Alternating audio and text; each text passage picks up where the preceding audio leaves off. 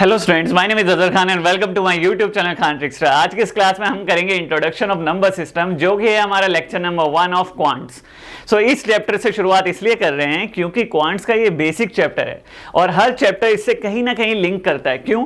क्योंकि सभी चैप्टर्स में नंबर सिस्टम की कुछ टर्म्स मेंशन होती हैं। अगर हम वो पहले करते हैं तो नंबर सिस्टम की उन टर्म्स के बारे में आपको पता नहीं होगा और कहीं ना कहीं उस क्वेश्चन को आप या तो छोड़ देंगे, अगर अटेम्प्ट करेंगे तो आपको कंफ्यूजन होगी कि क्या वो क्वेश्चन जो मैंने किया है वो ठीक था या गलत।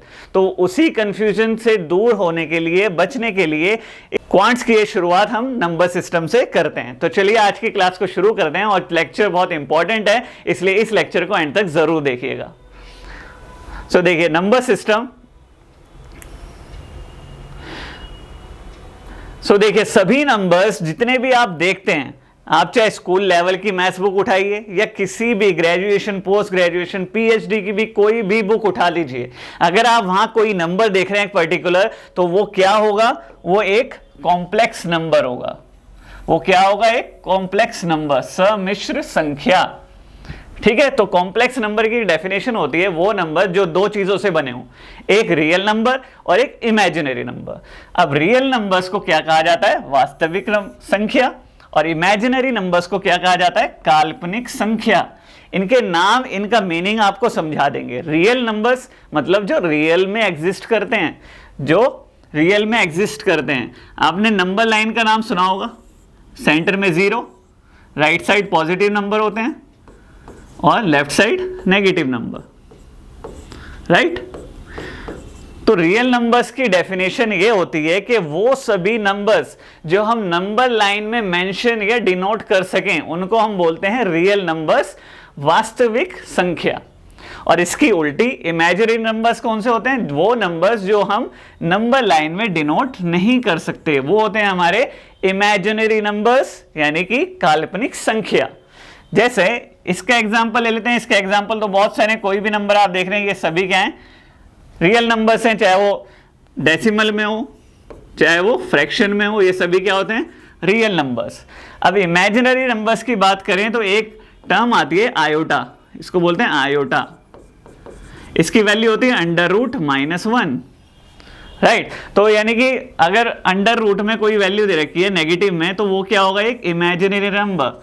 ये रियल में एग्जिस्ट करते ही नहीं है, सिर्फ हमें ये काल्पनिक है, इमेजिनरी नंबर्स हैं। ठीक है, तो ये इमेजिनरी का टॉपिक आपका यहीं फिनिश हो जाता है, सिर्फ डेफिनेशन तक। इसमें एग्जाम में कुछ क्वेश्चन नहीं आते इससे रिलेटेड। हम लेके चलते हैं अब अपने रियल नंबर्स को। अब देखिए रियल नंबर्स दो टाइप के होते हैं हमारे। रियल नंबर्स क्या होते हैं? दो टाइप के।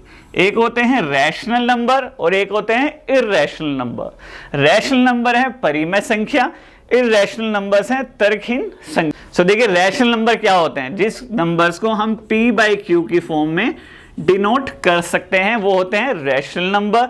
लेकिन इसकी दो कंडीशन है। एक पहली शर्त यह है, पहली कंडीशन यह है कि q जो है 0 नहीं होना चाहिए, राइट। अगर 0 हो गया वो अनडिफाइंड वैल्यू हो जाएगी, राइट। अब देखिए, और p क्या होना चाहिए? p एक इंटीजर होना चाहिए, इंटीजर। अभी इंटीजर के बारे में भी पढ़ेंगे। अब क्योंकि ये टर्म आ गई है तो मैं इसके बारे में थोड़ा सा एक्सप्लेन कर देता हूँ। इंटीजर क्या होते हैं? देखिए इंटीजर होते हैं ये सभी नंबर जो आप देख रहे हैं, -2, -3, -1, 0, 1, 2, 3, ये सभी इंटीजर होते हैं। अगर मैं 0.03 ऐसे बोलूंगा, डेसिमल का नंबर को ही बोलूंगा, तो ये इंटीजर नहीं है। एक परफेक्ट वैल्यू होती है इंटीजर, चाहे वो नेगेटिव में हो चाहे पॉजिटिव में हो। 0 इज ऑल्सो है इंटीजर, ठीक है। इसकी दो कंडीशन होगी रैशनल नंबर की, Q 0 नहीं होना चाहिए और P एंड Q ये दोनों क्या होने चाहिए? इंटीजर होने चाहिए। और इसकी उल्टी अब इररेशनल नंबर, तो जिन नंबर्स को हम p/q की फॉर्म में डिनोट नहीं कर सकते वो क्या होते हैं? Irrational number, right. देखिए अब इररेशनल नंबर हैं तो इसके एग्जांपल्स हम कर लेते हैं। अपने एग्जांपल्स में कुछ क्वेश्चन देखे होंगे, कुछ नंबर्स देखे होंगे जिसमें जो डेसिमल के बाद नंबर रिपीट नहीं होते, 2, 3, 1, 6, 5, 4 ऐसे चलते जाते हैं। तो ऐसे नंबर्स क्या होते हैं? इररेशनल नंबर होते हैं, राइट। तो इसके बारे में अभी डिटेल में पढ़ेंगे हम। एक टॉपिक आएगा हमारा डेसिमल एक्सपेंशन, डेसिमल एक्सपेंशन। सो अभी आपके लिए जानना ये जरूरी है कि ये इर्रेशनल नंबर होते क्या हैं। जो आप पाई पढ़ते हैं वो भी एक क्या है, इर्रेशनल नंबर है। जब आप इसको, पाई क्या होता है 22/7, जब आप इसको डेसिमल में कन्वर्ट करते हैं तो ये क्या होते हैं, रिपीट नहीं होते डेसिमल के बाद, इसलिए पाई को क्या कहा जाता है, इर्रेशनल नंबर कहा जाता है। रैशनल नंबर में सभी नंबर्स आ गए आपके। अब देखिए रैशनल नंबर कितने टाइप के होते हैं, पहले हम पढ़ेंगे नेचुरल नंबर्स। रैशनल नंबर की डेफिनेशन एक बार और रिकॉल कर देते हैं, p/q की फॉर्म में जिसको डिनोट किया जा सके। दो शर्तें हैं, q 0 नहीं होना चाहिए और p और q क्या होने चाहिए, एक इंटीजर, राइट। तो चलिए देखिए, पहला है हमारा नेचुरल नंबर। नेचुरल नंबर्स आप सब जानते हैं, नेचुरल नंबर क्या होते हैं, जो 1 से शुरू होते हैं, 1 2 3 अप टू इन्फिनिटी, सभी पॉजिटिव नंबर क्या होते हैं, नेचुरल नंबर्स होते हैं, प्राकृतिक संख्या। देन आते हैं होल नंबर्स पर। होल नंबर्स सिर्फ इतना फर्क है, ये 0 से शुरू होते हैं, 0 1 2 एंड सो ऑन इन्फिनिटी तक, राइट। 0 एक होल नंबर है, नेचुरल नंबर नहीं है। क्यों, नेचुरल नंबर कहां से शुरू हो रहे हैं, 1 से शुरू हो रहे हैं। सो इनको क्या बोल दिया, पूर्ण संख्याएं। अब क्वेश्चन ये है कि ये रैशनल नंबर क्यों हैं, इनके नीचे तो कुछ नहीं है, बट हमें ऑलरेडी पता होता है जिनके नीचे, जिन वैल्यू के नीचे कुछ नहीं होता उसके नीचे क्या होता है, 1। सो देखिए दोनों शर्तें, दोनों कंडीशन कंप्लीट हो रही है इसमें। q 0 नहीं है, ये भी ठीक है, और p एंड q दोनों इंटीजर हैं, तो ये भी ठीक है। इसका मतलब ये क्या हुआ, 2 एक रैशनल नंबर हुआ, ठीक है। तो सभी नेचुरल नंबर क्या हैं, रैशनल नंबर्स, और सभी होल नंबर्स क्या हैं, ये भी रैशनल नंबर्स हैं, इसलिए इनको ये टाइप्स हैं रैशनल नंबर के हमारे, राइट। अब देखिए डेसिमल नंबर्स की कैटेगरी बनाई गई है। एक होते हैं टर्मिनेटिंग डेसिमल एक्सपेंशन और दूसरे होते हैं non terminating decimal expansion. Means अगर हम कोई फ्रैक्शन ले रहे हैं और उसको डिवाइड कर रहे हैं, तो डेसिमल के बाद मान लीजिए हमारा फ्रैक्शन ले लेते हैं हम 2/5। अब इसको डिवाइड करते हैं, तो डिवाइड करने के बाद आती है हमारी वैल्यू 0.4। अभी देखिए 0.4 ये स्टॉप हो गया यहाँ पर, क्योंकि ये पूरा रिमाइंडर के आगे यहाँ पर 0 आ गया होगा, इसलिए ये स्टॉप हो गया। तो रिमाइंडर जिसमें 0 आ जाए डिवाइड करने पर, वो वाले कौन से होते हैं, टर्मिनेटिंग डेसिमल एक्सपेंशन। डेसिमल के बाद वो एक्सटेंड नहीं होंगे, टर्मिनेट हो जाएंगे, रुक जाएंगे, राइट।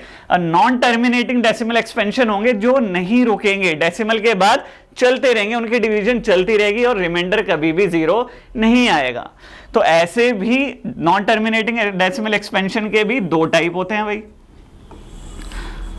अब दोनों केस में डेसिमल के बाद जो डिजिट होंगे वो रुकेंगे नहीं, यानी कि दोनों केस में रिमाइंडर 0 नहीं आएगा। बट 2 तरीके के डेसिमल एक्सपेंशन होते हैं यहां पर भी नॉन टर्मिनेटिंग, या तो रिपीटिंग होंगे वो, मतलब 0 पॉइंट जैसे 666 ऐसे ये 66 रिपीट हो रहा है। लेकिन नॉन टर्मिनेटिंग में क्या होगा, रिपीट कोई नंबर, एग्जैक्ट नंबर रिपीट नहीं होगा, जैसे 6 7 1 फिर 2 5 3 एंड सो ऑन ऐसे करके चलते रहेंगे। तो ये ऐसे डेसिमल एक्सपेंशन क्या होते हैं, नॉन टर्मिनेटिंग डेसिमल एक्सपेंशन। तो अब इसमें इसकी कैटेगरी बना दी गई। देखिए जो ये दोनों टाइप हैं, terminating decimal expansion and repeating, non terminating repeating, ये क्या होते हैं, ये होते हैं रैशनल नंबर। ये प्लीज नोट कर लीजिएगा, रैशनल नंबर्स, क्योंकि सारी क्वांट्स इसी से रिलेटेड है, सभी पूरा बेसिक है। एक नींव अगर आपकी कमजोर होगी तो आगे के चैप्टर्स भी कमजोर होते रहेंगे और क्लियर नहीं हो पाएंगे। कुछ टर्म्स आएंगे, इंटीजर आएगा, टर्मिनेटिंग आएगा, डेसिमल एक्सपेंशन आएगा, वहां पर आप कंफ्यूज हो जाएंगे, वो टॉपिक भी आपसे क्लियर नहीं हो पाएगा, ठीक है। तो ये दोनों कैटेगरी क्या है, इन दो, अगर आप टर्मिनेटिंग डेसिमल एक्सपेंशन बोल रहे हैं, दशमलव प्रसार को समाप्त करना, या फिर रिपीटिंग, तो ये क्या होते हैं, रैशनल नंबर्स होते हैं ये सभी। अगर नॉन रिपीटिंग है तो ये किस कैटेगरी में आते हैं, इर्रेशनल नंबर के। अभी प्रीवियस मैंने आपको बताया था जब इसकी डेफिनेशन बताई थी। तो ये क्या है, इर्रेशनल नंबर, राइट। तो अब आगे चलते हैं अपने। देखिए अब एक टाइप और रह गया है रैशनल नंबर का, ये है इंटीजर। अभी हमने पढ़ा, जो नंबर लाइन आप देखते हैं उसमें आप डिनोट करते होंगे सीधा, ये जो आप डिनोट करते हैं 0 1 2 एंड यहाँ पर -1 -2 negative number up to infinity, negative infinity, positive infinity. तो ये सभी नंबर्स क्या हैं? ये हैं इंटीजर्स, पूर्णांक। ये क्या है? इंटीजर्स, जो एग्जैक्ट वैल्यू होती है। मान लीजिए आपको काउंटिंग करनी है, कितने पेन हैं, कितने बुक्स हैं, तो आप किस में करेंगे? डेसिमल में नहीं करेंगे, और डेसिमल में नहीं करेंगे ना फ्रैक्शन में करेंगे, आप किस में? एग्जैक्ट वैल्यू बताएंगे, भाई 100 है, 50 है, 10 है, 20 है। तो ये सभी क्या हैं? इंटीजर्स होते हैं। अब दो तरीके के इंटीजर आपने पढ़ लिया भाई, पॉजिटिव इंटीजर और नेगेटिव इंटीजर। इनके नाम से ही पता चल रहा है ये पॉजिटिव इंटीजर हैं और ये नेगेटिव इंटीजर्स हैं। क्लियर है? सो अब चलते हैं कुछ इंपॉर्टेंट नंबर्स पर जिसके बारे में आप सुनते रहते हैं, कुछ टर्म्स आपने डेफिनेटली सुनी होंगी। तो प्राइम नंबर्स अभाज्य संख्या होती हैं। प्राइम नंबर्स कौन से होते हैं? जो सिर्फ अपने टेबल में आते हैं। अगर सिंपल भाषा में बोलूं तो सिर्फ अपने टेबल में आने वाले प्राइम नंबर्स होते हैं। For example 2, 3, 5, 7 and so on. बहुत सारे एग्जाम्पल्स हैं, राइट। कंपोजिट नंबर्स, अगर प्राइम नंबर्स की एक डेफिनेशन और बोली जाए तो इनके दो से ज्यादा फैक्टर नहीं होते हैं। मान लीजिए अगर 2 एक प्राइम नंबर है तो इसके फैक्टर क्या हो सकते हैं? 1 × 2, और 3 के भी 1 × 3। सो ये खुद और 1 साथ में, तो ये दो फैक्टर प्राइम नंबर्स में होते हैं। कंपोजिट नंबर्स की अगर मैं बात करूं, वो नंबर्स सिंपल लैंग्वेज में जो किसी और के टेबल में भी आते हैं, राइट। तो देखिए अगर एग्जांपल लीजिए 4, तो 4 जो होता है अपने टेबल में तो आता ही है, 1 के टेबल में भी आता है और 2 के टेबल में भी आता है। इसका मतलब इसके कितने फैक्टर हो गए? 2 से ज्यादा, 1, 2 एंड 4। सो इसका मतलब कंपोजिट नंबर कौन से होते हैं? जिसके 2 से ज्यादा फैक्टर होते हैं, वो सभी क्या होते हैं? Composite number. तो 4 हो गया एग्जांपल, 6 हो गया, 12 हो गया, बहुत सारे एग्जांपल। सो देखिए नेक्स्ट नंबर है हमारा को प्राइम नंबर, सहअभाज्य संख्या। कौन सी होती है? जिसका HCF 1 होता है। तो वो पेयर, वो दो नंबर जिसका HCF 1 होता है, उनको हम बोलते हैं को प्राइम नंबर, सहअभाज्य संख्या। फॉर एग्जांपल देखिए 6 और मैं 5 ले लूं तो ये क्या है? इसका HCF आपका क्या आएगा? 1 आएगा, इसमें कुछ भी कॉमन नहीं है। और अगर मैं ले लूं 3 एंड 10 तो ये भी क्या है? एक को प्राइम नंबर्स हैं जिनका HCF 1 है। और बहुत सारे एग्जाम्पल्स हो सकते हैं। सो देखिए ट्विन नंबर्स, जुड़वा संख्या कौन सी होती हैं? वो संख्याएं जिसमें गैप क्या हो? 2 का हो, यानी कि कॉन्सिक्यूटिव प्राइम नंबर हो। पहला कॉन्सिक्यूटिव प्राइम नंबर है जैसे 2 और 3। अगर मैं इसको देखूं तो इसमें गैप कितना है? 1। तो इसको मैं क्या बोलूंगा? ट्विन प्राइम नंबर नहीं बोलूंगा। जिसमें 2 का गैप हो, जैसे एक 3 है और एक 5 है, इसमें क्या है? 2 का गैप है, तो ये क्या हुआ? एक ट्विन प्राइम नंबर हुआ, प्राइम नंबर्स हुए। और ऐसे ही 5 और 7 में 2 का गैप है, राइट। तो ये क्या हुआ? ट्विन प्राइम नंबर्स, जुड़वा संख्याएं, राइट। अब चलते हैं परफेक्ट नंबर्स पर। देखिए परफेक्ट नंबर्स वो होते हैं जिनमें अगर मैं उनका फैक्टर करूं और ऐड करूं तो वही नंबर हमारा आ जाता है। जैसे अगर 6 है, फॉर एग्जांपल मैंने यहाँ पर 6 लिया है, 6 के कौन से 3 फैक्टर हैं? 1, 2 एंड 3। तो अगर इनको हम ऐड ऑन करें, 1 + 2 + 3 क्या आएगा? हमेशा मतलब 6 आ गया। तो ये अगर नंबर सेम आ रहा है तो इनको हम क्या बोलेंगे? परफेक्ट नंबर्स बोलेंगे, राइट। अब चलते हैं अपने नेक्स्ट पार्ट पर। सो देखिए कुछ क्वेश्चंस होते हैं जो एग्जामिनर आपसे स्ट्रेट फॉरवर्ड पूछ लेता है, यूं ही ऐसे के ऐसे ही, जो आपको लर्न होंगे उसी में से आपका क्वेश्चन बना देता है। तो ऐसे ही कुछ एग्जांपल लिए हैं मैंने। वो पूछ लेगा प्राइम नंबर निकालो, 1 से 25 तक कितने प्राइम नंबर है? तो वो होते हैं 9। तो ये आप नोट डाउन कर लीजिए। और ये भी पूछ सकता है भाई 1 से 25 तक जितने भी प्राइम नंबर होते हैं उनका सम बताओ। तो सम क्या होता है? 100।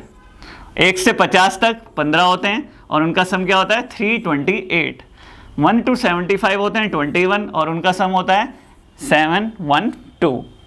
देन 1 to 100 होता है भाई 25 और उसका सम होता है 1060, राइट। तो ऐसे ही एक छोटा सा क्वेश्चन और पूछ लेते हैं भाई, स्मॉलेस्ट 3 डिजिट प्राइम नंबर बताओ। स्मॉलेस्ट 3 डिजिट प्राइम नंबर 101 है और लार्जेस्ट 3 डिजिट प्राइम नंबर है 997। ऐसे ही 4 डिजिट तक पूछ लेगा आपसे। सो 4 डिजिट का है 10009 एंड लार्जेस्ट है 9973। सो ये आप नोट डाउन कर लीजिए और इसको लर्न कर लीजिए, क्योंकि एज इट इज एग्जामिनर पूछ लेता है आपसे कभी कभी।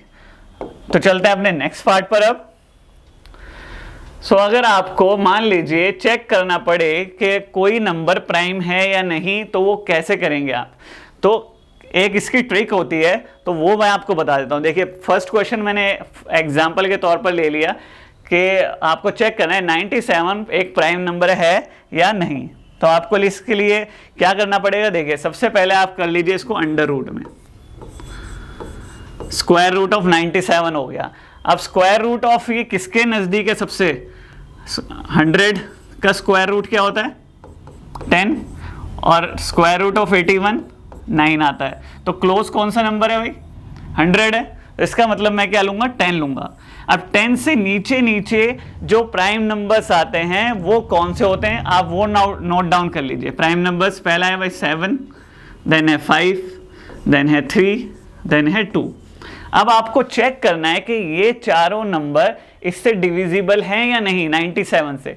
तो 7 तो भाई नहीं है, 5 भी नहीं है, 3 है, 9 + 7 16 नहीं, 3 भी नहीं है, और 2 भी नहीं। इसका मतलब ये चारों क्या हैं, चारों डिविजिबल नहीं है 97 से। इसका मतलब क्या हुआ, 97 एक क्या हुआ, प्राइम नंबर। अगर कोई एक भी नंबर आ जाता तो ये क्या होता, प्राइम नंबर नहीं होता। सो यह है डिविजिबिलिटी रूल। अब डिवाइड करने के लिए डिविजिबिलिटी रूल, कोई भी नंबर आप देखते ही बता दो कि भाई ये इससे डिविजिबल है, तो वो कैसे होता है। तो सिंपल हम बेसिक से शुरू कर देते हैं। 2 के लिए आपको बेसिक पता ही होगा कि 2 की डिविजिबिलिटी कैसे हम चेक करते हैं कि लास्ट डिजिट क्या होने चाहिए, 0 2 4 6 और 8, सिंपल है राइट। और 3 की डिविजिबिलिटी चेक करने के लिए add digits, simple add. For example 2 1 3 ले लेता हूँ, 2 + 1 + 3 कितना हो गया 6। तो 6 क्या होता है, 3 के टेबल में आता है। इसका मतलब 2 1 3 भी 3 से क्या होगा, डिविजिबल होगा। तो ये है डिविजिबिलिटी ऑफ 3। 4 की चेक करने के लिए आपको क्या करना है, लास्ट 2 डिजिट्स अगर या तो 00 होनी चाहिए, दोनों 0 होने चाहिए, या फिर 4 से डिवाइड होती हो। मान लीजिए 08 ये लास्ट डिजिट है तो ये 4 के टेबल में आता है, या फिर 12 हो भाई, 24 हो ये भी क्या होता है 4 के टेबल में आता है। तो इसका मतलब वो नंबर भी कंप्लीट क्या है, कितना भी बड़ा नंबर हो वो 4 के टेबल में आएगा ही आएगा। अब 5 की डिविजिबिलिटी बहुत इजी होती है, लास्ट में अगर 0 या 5 हो तो वो क्या है, वो नंबर 5 से डिविजिबल होता है। क्लियर है। अब देखिए 6 की अगर आपको चेक करनी हो, 6 के फैक्टर करेंगे जब आप, तो क्या आएगा 2 × 3। तो वो नंबर जो कॉन्सिक्यूटिवली, मतलब मैं एग्जांपल ले लेता हूँ, जैसे 36 ले लेता हूँ, तो पहले 2 से अगर मैं डिवाइड करूँ तो ये कितना आ गया 18। तो ये नंबर, अब दूसरी बार मैं इसको किससे करूँगा, 3 से डिवाइड करूँगा। तो ऐसे नंबर क्या होते हैं, 6 से डिवाइड होंगे कंप्लीट, यानी कि दोनों से होने चाहिए। अगर मैं एक एग्जांपल लूँ, देखिए मैं ले लेता हूँ वही 20 ले लेता हूँ, ठीक है। अब मुझे चेक करना है कि 6 के टेबल में आता है या नहीं आता। तो मैं सबसे पहले इसको क्या करूँगा, 20 को 2 से डिवाइड करूँगा, तो क्या आएगा 10। अब इसको अगर मैं 3 से करूँगा, देखिए 3 से डिवाइड नहीं हो रहा है, इसका मतलब ये नंबर 20 भी 6 से डिवाइड नहीं होगा, दोनों से होना चाहिए। क्लियर है। अब चलते हैं अपने डिविजिबिलिटी ऑफ 7 के रूल पर। अब देखिए 7 का रूल आप कोई करवाते नहीं है, बहुत रेयरली टीचर्स करवाते हैं इसको। आई डोंट नो उनको पता होता है या नहीं पता होता, बट देखिए इसका भी एक रूल है डिविजिबिलिटी ऑफ 7 चेक करने के लिए। या तो आप डायरेक्ट कर सकते हैं, एक छोटा सा टेबल है 7 का, हर किसी को लर्न नहीं होता है। अगर नहीं तो इसका भी एक रूल है, देखिए इसका कोड है -2, ये आपको याद रखना है हमेशा, बस सिंपल। तो एक एग्जाम्पल ले लेता हूँ मैं, 343 ले लिया, लास्ट डिजिट इसको क्या करना है, आपको उस कोड से मल्टीप्लाई करना है भाई, राइट। तो -2 × 3 क्या हो जाएगा, -6, और ये -6 आपको बचे हुए नंबर में से सब्ट्रैक्ट कर देना है भाई, ठीक है। 34 - 6 28। अब देखिए ये 28 क्या है, 7 के टेबल में आता है, तो इसका मतलब 343 भी 7 के टेबल में आएगा ही आएगा।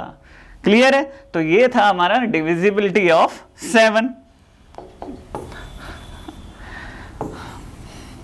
अब करते हैं डिविजिबिलिटी ऑफ 8। सो 8 की डिविजिबिलिटी बहुत इजी है, लास्ट 3 डिजिट्स क्या होने चाहिए, या तो 0 0 0 होने चाहिए, या फिर तीनों क्या होने चाहिए, ऐसे नंबर होने चाहिए जो 8 के टेबल में आए। मतलब जो 3 डिजिट नंबर है, लास्ट की 3 डिजिट नंबर वो 8 के टेबल में आए, तो उसको हम बोलेंगे 8, वो नंबर कंप्लीट नंबर 8 से डिविजिबल है। क्लियर है? तो 9 की डिविजिबिलिटी 3 की तरह ही है, ऐड डिजिट्स, आपको ऐड डिजिट्स करनी है। क्लियर है? और 10 की डिविजिबिलिटी भाई लास्ट में 0 दिख गया आपको, तो वो 10 के टेबल में आएगा ही आएगा। देन 11 की डिविजिबिलिटी कैसे चेक करते हैं? सो कोई भी नंबर मैं लेट कर लेता हूँ, 4 2 6 3 1, ये नंबर ले लेता हूँ। अब ये देखिए, वंस पहले प्लेस पर, थर्ड प्लेस पर और फिफ्थ प्लेस पर, यानी कि ऑड प्लेस डिजिट्स, इनको अब ऐड कर लीजिए। 4 + 6 + 1 11 आ गया, और जो इवन प्लेस की हैं उनको अलग ऐड कर लीजिए, 2 + 3 6। अगर सब्ट्रैक्ट करके, यहाँ तो 5 आ रहा है, अगर सब्ट्रैक्ट करके या तो 11 है या फिर 0 है, तो वो नंबर क्या होगा? 11 से डिविजिबल होगा। क्योंकि यहाँ 5 आ रहा है, इसका मतलब ये 11 के टेबल में नहीं आएगा।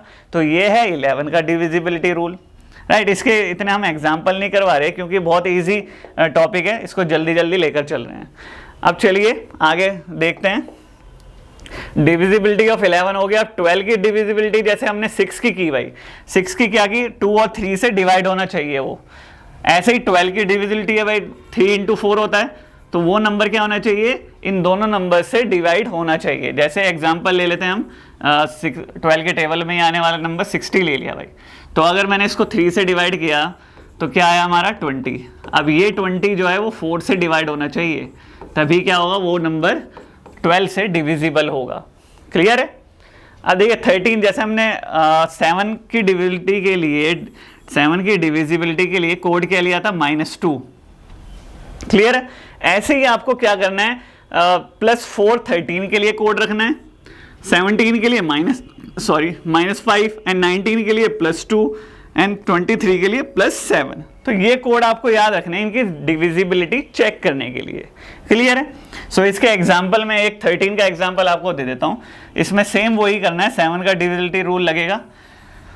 एक एग्जांपल ले लेते हैं भाई, जैसे मैंने एक एग्जांपल ले लिया, 342 ले लिया, राइट। अब देखिए इसको लास्ट वाले नंबर से इसको हमने मल्टीप्लाई कर दिया, 4 2 = 8, इस बार +8 आएगा, तो हमें क्या करना है? +8 करना पड़ेगा। सो कितना हो गया? 34 + 8 42। अब क्या 13 के टेबल में 42 आता है? नहीं आता है, तो इसका मतलब 342 भी 13 के टेबल में नहीं आएगा। सो सेम रूल, वही लास्ट डिजिट इस कोड से मल्टीप्लाई कर देनी है, और यहाँ माइनस है तो इसमें माइनस, इसमें प्लस है तो प्लस करना है, देन इसमें प्लस है तो प्लस करना है। तो सेम वही रूल अप्लाई होंगे इन सभी में जो कोड्स वाले हैं। क्लियर है? तो अब चलते हैं अपने नेक्स्ट पार्ट पर। देखिए यूनिट प्लेस डिजिट आपको पहचाननी है, लास्ट टॉपिक है अपनी क्लास का। यूनिट डिजिट के एग्जांपल बहुत आते हैं, एक्सपोनेंट की फॉर्म में आपको नंबर दिया होता है और आपको पता लगाना होता है कि इसकी यूनिट डिजिट यानी कि वंस प्लेस पे आने वाली डिजिट कौन सी होगी। ठीक है, इकाई अंक पे। इस टॉपिक को एक एग्जाम्पल के साथ समझ लेते हैं। एक एग्जाम्पल लिख लेता हूं मैं, 256 की पावर 44। ठीक है, अब देखिए पहले स्टेप में आपको करना है डिवाइड एक्सपोनेंट बाय 4। एक्सपोनेंट क्या होता है? पावर। पावर कितनी है? 44। आप इसको डिवाइड करेंगे तो आपका रिमाइंडर क्या आएगा? 0। रिमाइंडर क्या आएगा? 0 आएगा। अब देखिए स्टेप 2 में if we get the remainder 0, तो दो कंडीशन बनती है भाई, दो कंडीशन बनती है रिमाइंडर अगर 0 आ जाए तो। दो कंडीशन मैंने यहां पर लिख दी। अगर लास्ट डिजिट 6 है, द लास्ट डिजिट अगर 2 4 6 8 है, इसमें से अगर कोई लास्ट डिजिट है, यहां पर क्या है? 6, तो 6 की जगह 2 4 और 8 भी होता तो उस लास्ट, तो यूनिट प्लेस डिजिट क्या होती? 6 होती। तो 6 क्या होती? और अगर यहां पर लास्ट डिजिट की जगह क्या होता? 379, तो क्या आता हमारा? यूनिट प्लेस डिजिट 1 आती। तो क्या आती? 1। अब क्योंकि यहां पर 6 है, 2 4 6 8 क्या है? केस 1 है, तो इसका मतलब यूनिट प्लेस डिजिट क्या होगी? 6 होगी। तो आंसर क्या आएगा हमारा? यहां पर 6 आएगा, राइट।